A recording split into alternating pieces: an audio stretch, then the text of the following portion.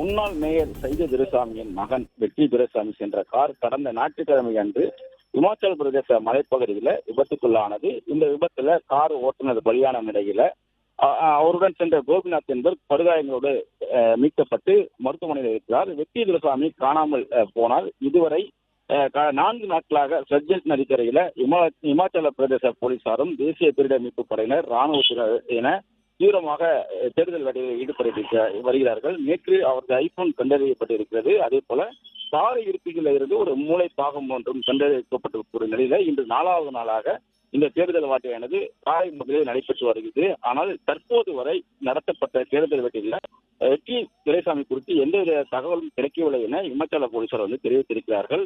குறிப்பாக விபத்து நடைபெற்ற இடத்திலிருந்து 15 கிலோமீட்டர் தொலைவில் உள்ள கச்சம் அணை வரை செட்டஜி ஆற்றில் மீட்பு பணிகள் நடைபெற்று வருவதாகவும் உள்ளூர் போலீசார் மற்றும் ராணுவ அதிகாரிகள் NDRF போன்ற அதிகாரிகளுடன் 100க்கும் மேற்பட்ட வீரர்கள் இந்த மீட்பு பணியில ஈடுபட்டிருப்பதாகவும் தெரிவிக்கப்பட்டிருக்கிறது.